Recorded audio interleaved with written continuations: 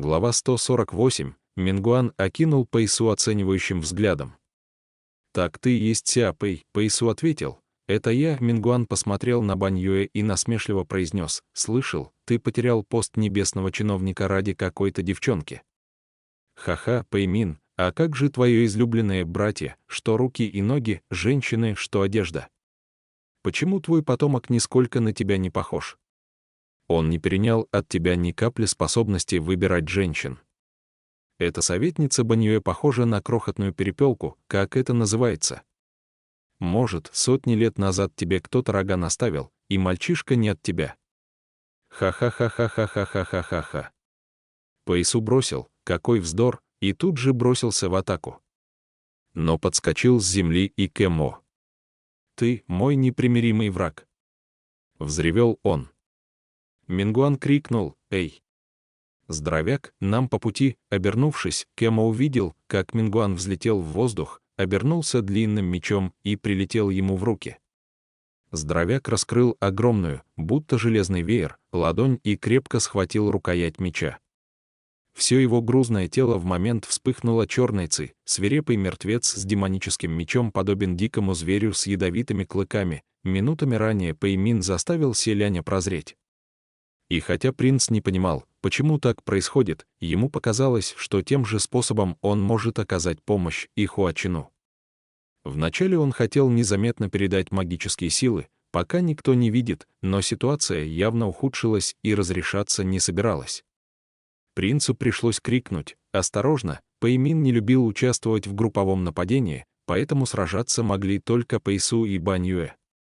В плане техники один обладал резкостью и решительностью, другая — легкостью и неожиданностью, но только на технике они не продержатся.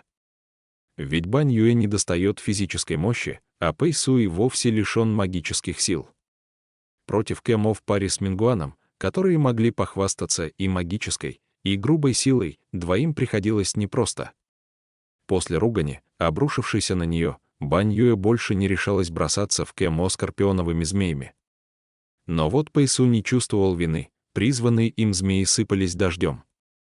От злости Кэмо то и дело ревел, и только благодаря защитной ци Мингуана змеи не могли коснуться их. Однако селянь, глядя на сражение, напротив, успокоился. Поскольку разглядел, что Кэмо и Мингуану явно не хватает слаженности. Кэмо жил в государстве Бань Юэ и носил палицу из волчьих зубов. Он привык использовать тяжелое и крупное оружие, а с мечом явно не чувствовал себя столь же уверенно. И пусть силы ему не занимать, да и меч в руках несравнимо острый, вместе они едва ли могли достичь наилучшего результата, а за короткое время приноровиться не получалось. Поэтому селянь ухватился за возможность, сложил руки в молитвенном жесте перед Хуаченом и сказал: «Прошу меня извинить», и все же, глядя на прекрасное белоснежное личико, на его закрытые глаза, селянь с трудом находил в себе силы действовать. Собрав, наконец, волю в кулак, он закрыл глаза и придвинулся ближе. Но стоило занервничать, и принц коснулся губами лба Хуачена. Легонько, очень нежно, при этом в душе едва ли не кричал. Как вдруг рядом послышалось: «Ваше Высочество, вы что-то перепутали». Какой прок от поцелуя в лоб? Селянь с перепугу едва не упал, не в силах подняться. Обернувшись, принц увидел Пэймина, который присел рядом на корточке. Немного рассерженно, что случалось редко, принц сказал: «Генерал Пэй, вы не могли бы не смотреть». Пэймин поднял руки. «Ладно, ладно, я не смотрю». Генерал отвернулся и принялся наблюдать за боем. Спустя некоторое время даже выкрикнул, обращаясь к Кэмо: «Кто так сражается мечом?» «Не умеешь, не берись». Кэмо, конечно, ничего не понял. Зато Мингуан в его руках отозвался: «Сам то не лучше. Своей рукой сломал меч, а теперь, как ничтожество, стоишь в стороне и только другим указываешь». Но не успели стихнуть его слова, как Пэймин вдруг поднялся в воздух и присоединился к битве, оказался прямо перед Кэмо. Тот замахнулся и ударил, но услышал до боли звонкий цзынь, меч не попал по цели, однако Кэмо, опустив голову, невольно остолбенел. Мингуан в его руках оказался вновь сломан. Пэйсу не терял времени зря, тут же наслал на противника большой клубок скорпионовых змей, словно опрокинув чан с пурпурной краской. Пока Кэмо ревел и неистово отмахивался от извивающихся змей, Пэймин, опустив взгляд, обратился к мечу: «Ты прекрасно знаком со всеми моими приемами. Но я, разумеется, знаю лучше иных, в каком месте тебя проще всего сломать». Бань Юэ спустилась с небес с 2 глиняными горшками и без предисловий запечатала в них потрясенного Мингуана и ревущего, что есть мочи Кэмо. Теперь Селянь наконец вздохнул спокойно и подумал, все-таки легче управиться с трудностями, когда помощников много. Запечатав горшки, Бань Юэ потрясла их возле уха и прислушалась. Селянь поспешил одернуть: «Бань Юэ, не играйся. Положи их и смотри, как бы не вырвались». Девушка кивнула, присела возле принца и, глядя на Хуачена, спросила: «Генерал Хуа, это ваш сын?» Селянь улыбнулся. К превеликому сожалению, нет. Но улыбка вскоре исчезла с его лица, потому что Бань Юэ, ойкнув, сказала: «А я подумала, что это так, потому что видела, как вы его поцеловали». Селянь больше ничего не захотел говорить, только прикрыл лоб ладонью. Бань Юэ же Хуачен показался очень милым, а она потянула его за косицу и заботливо поинтересовалась: «Кажется, он болен. Может, посадить его в горшок, восстановить силы?» В прошлый раз я быстро поправилась в горшке генерала Хуа. Пэйсу наконец подошел к ним и присоединился к разговору: «Нет нужды. Не обращай внимания, его высочество сможет сам о нем позаботиться». Бань Юэ, а. Тем временем Пэймин обратил взгляд на девушку. «Так ты и есть советник Бань Юэ». Он смотрел на нее с высоты своего роста, и сидящая на земле Бань Юэ, накрытая его тенью, кивнула. Пэйсу как бы невзначай оказался перед девушкой, но Пэймин оттолкнул его прочь и подошел ближе, видимо, собирался как следует ее рассмотреть. И вдруг, стоило ему оказаться в 2 шагах, Бань Юэ переменилась в лице и молнией спряталась за спину Селяня, словно скрываясь от напасти. При этом не похоже было, что девушка испугалась. Остальным это показалось странным, но Селянь, поразмыслив, все понял и тактично напомнил: «Генерал Пэй, это ваши конфеты с демоническим вкусом». Пэймин остолбенел со слегка помрачневшим лицом. Видимо, аромат демонических конфет еще не рассеялся, а Бань Юэ, как-никак, демоница, и тоже не смогла вынести отвратительной ци демонов низшего уровня, сбежала, чуть не задохнувшись. Селянь невольно улыбнулся, но тут же принял серьезный вид и спросил, для чего ее превосходительство, повелитель дождя, прибыла на гору Тунлу. «Где она сейчас?» «Почему вы не с ней?» Ему ответил Пэйсу: «Когда демонов настиг зов горы, большая группа нечеловеческих созданий ринулась сюда. Проходя через владение повелителя дождя, они схватили крестьян, чтобы съесть в дороге. Тогда рядом не оказалось ни ее превосходительства, ни ее защитника, но, узнав о случившемся, они погнались за похитителями до самой горы Тунлу. Мы неустанно следовали за ними, но вдруг услышали зов вашего высочества на языке Бань Юэ, вот и пришли разузнать, что стряслось». Тогда Селянь позвал их, потому что того требовала ситуация, но не думал, что они в самом деле окажутся поблизости. Что называется, бил криво, а попал в яблочко. Владения повелителя дождя с виду походили на мирную деревеньку. Поэтому поведение демонов, которые, не ведая страху, схватили в поселении первых попавшихся людей, удивления не вызывало. Пэймин хмуро спросил: «Я никак не мог отыскать тебя в мире смертных. Как ты оказался у ее превосходительства? Только не говори, что отправился за этой советницей Бань Юэ». Пэйсу чуть опустил голову. «Нет. Ее превосходительство спасла меня». Как выяснилось, сосланный Пэйсу все это время бесцельно скитался по миру, а однажды разорил несколько мелких гнезд приспешников Цзэжуна. Последний разгневался и нанял шайку какого-то сброда, чтобы убить недруга. И если бы Пэйсу обладал магическими силами, толпа не причинила бы ему вреда, но сейчас он имел лишь смертное тело, и против сотни демонов, что окружили его и напали скопом, выстоять не смог, оказался тяжело ранен.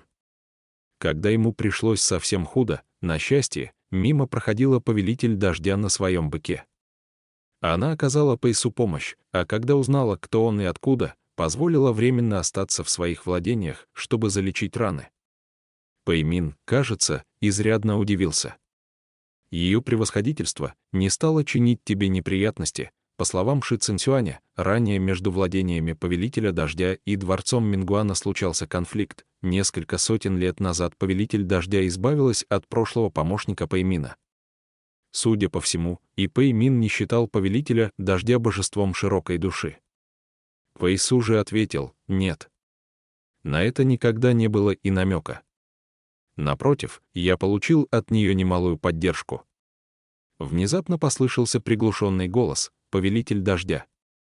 Уроженка государства Юйши Селянь непроизвольно ответил: «Да».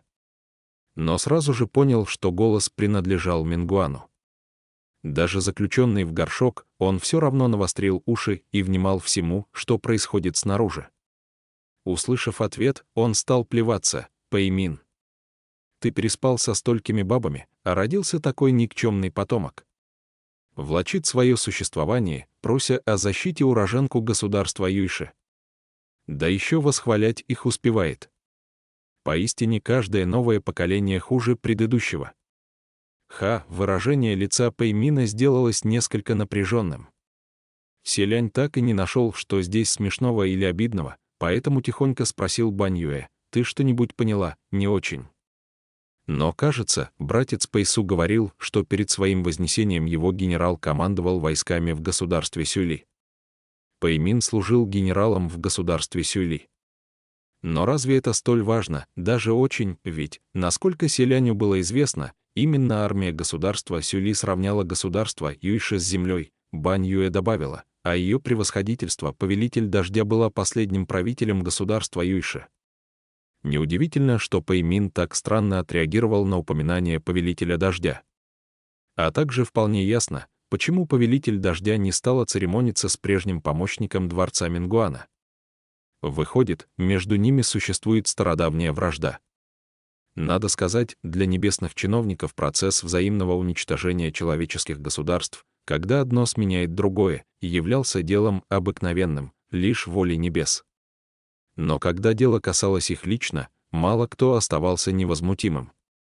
И если великий полководец, уничтоживший родное государство, также становился божеством, да еще то и дело слонялся перед глазами в чертогах верхних небес, довольный собой.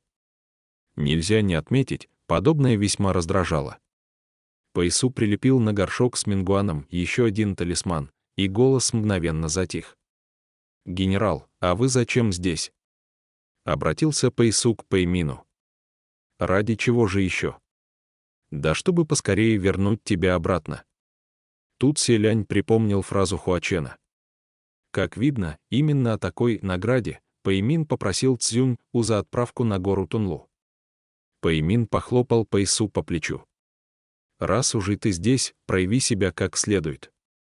Если получится, может, раньше срока вернешься в чертоги верхних небес». Пэйсу ничего не успел ответить, талисман на горшке в его руках неожиданно вспыхнул, как оказалось, от гнева сидящего внутри Мингуана. «Пэймин!» — завопил он. «Ты забыл, что однажды сказал?» Пэйсу хотел было заткнуть его еще одним талисманом, но Пэймин сделал знак и спросил: «За свою жизнь я говорил немало». «Что ты имеешь в виду?» — Мингуан со злостью прошипел. «Чем ты оправдал себя, когда убивал подчиненных, следовавших за тобой долгие годы? Некоторых людей можно убить, иных же нельзя, некоторые поступки можно совершить, иные же нельзя.